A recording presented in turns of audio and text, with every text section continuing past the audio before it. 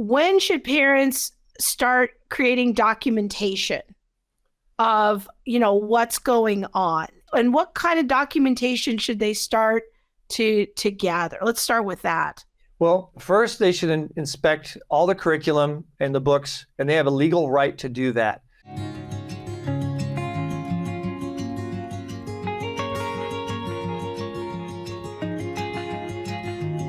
First, they should inspect all the curriculum and the books, and they have a legal right to do that.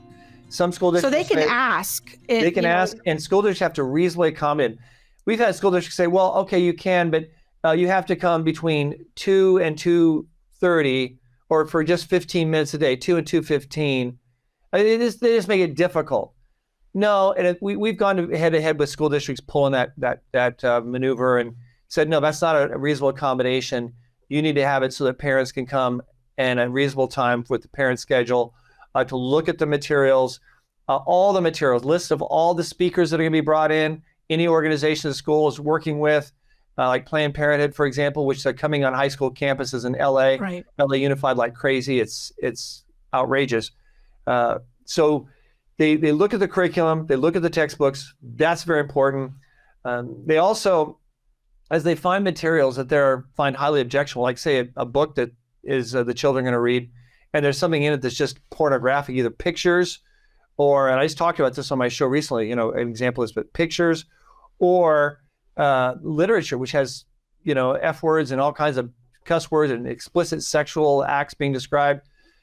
We encourage parents to take that to the school board meeting and say, yeah, this is something that my child is in the fifth grade. This is what they were assigned to read. I just want to read it to you to show you, so you guys are fully aware of this material, and then just start reading it and use that 2 minutes or 3 minutes and read that. Usually school boards say, enough is enough. That's not appropriate here. Say, this is what's in my child's classroom. And you say it's not appropriate at a school board meeting. And it can be very, very effective technique. You want to be calm, non-threatening.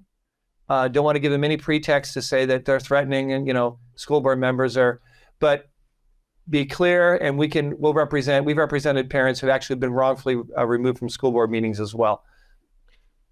So asking for curriculum, I love these practical ideas, asking for curriculum reviews, asking for textbooks, even speakers that are going to be coming to the school. It's not something I would have thought of. That's really good. So those are some documentation that parents can even ask at the beginning of the school year. Right. And again, we're assuming all along that as little red flags come up, they can always reach out to Pacific Justice Institute for support, help, advice, and all of that. I think the other question I want to ask you is common mistakes. Like, what are some things that by the time they get to you, you're like, if you had only called me before you did this. Right. What are a couple of common mistakes that you see? Yeah. One of them is to start off confrontational with the teachers in the school. So you never play your cards, show that you're scrutinizing, that you're one of those conservative, Bible thumping, or whatever the stereotype. No, you want to say, oh, I'm so happy. I want my child to do so well this year. I want to make sure that I'm in touch with the text, the curriculum, the textbooks. I want to be supplemental. I want to work as a partner with the teacher. So can I look at the curriculum and the textbooks? I want to make sure I'm prepping and aware of what my child is going to be using, so I can be there as a support for my child. Can I? Oh, wonderful, great. And I'd like to meet the teacher. So you want to do that. Now, sometimes teachers, when they have like the open house day for parents, they'll hide the rainbow flag or the BLM flag.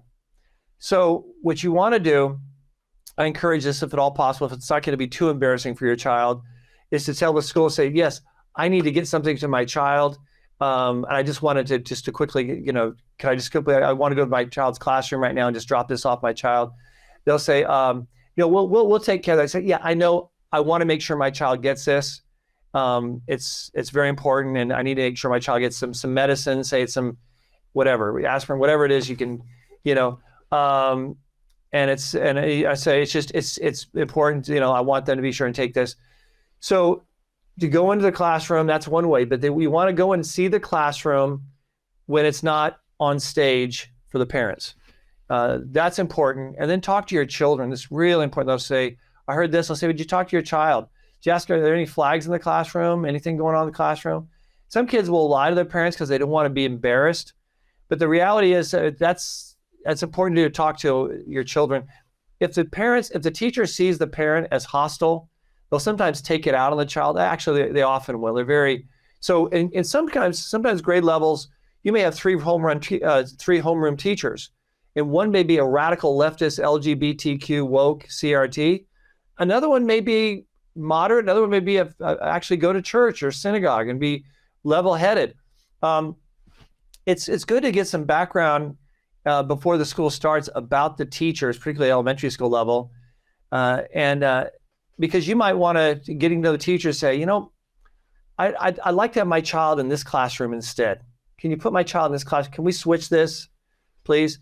So you want to be involved in that at the beginning to help protect your child, to have a teacher that is not a blatant, obvious activist in the wrong direction. Yeah, that's really good. I'm thinking about, a theme I'm hearing here is parent involvement. If the parents are known by the school, that's going to help build trust. Yeah. And that trust can lead to more transparency. Right. And then you'll get a more accurate picture of what's happening. And to also remember that there's all kind of teachers out there, and they come from all of their own perspectives. Some of them have an agenda.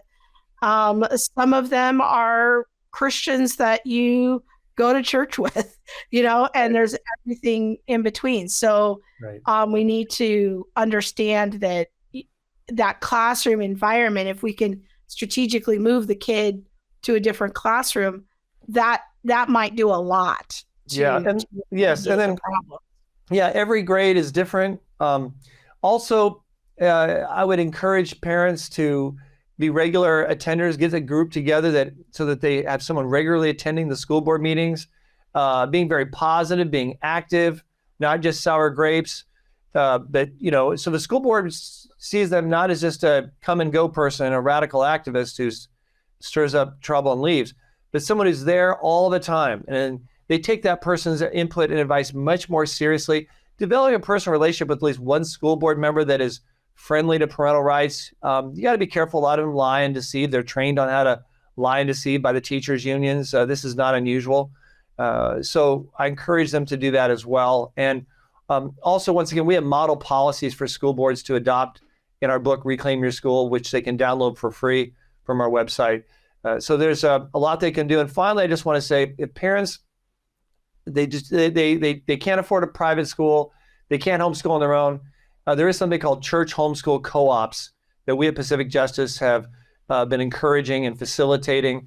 If they would like their church to maybe start something like that with a group of parents working together, we can help send them in the right direction and provide assistance for something like that. We're really excited about those. They're popping up all over the country. We've been advocating for those too. So I think that's wonderful that you're helping out with that. Now, my friend, when she went and met with the principal about the data collection situation, one of the things that she did afterwards, and I advised her to do this, was create kind of a summary of the meeting. Here's what we discussed. It was on this date. Here's where we did it, and these are the things we agreed upon. These were the next steps that the principal was going to do, and then send that out to whoever was in the meeting. And so that, that there's a kind of some documentation. What was difficult, and she had was, in her situation, was trying to get the principal to follow up on the things that he agreed he would do, was, that to making sure that teachers understood that they had to alert parents about, these before they do data collection and different things. So sometimes that accountability piece can be hard. So I think parents have to be realistic about what kind of changes they might be able to implement on their own. They might have to get outside help for the accountability.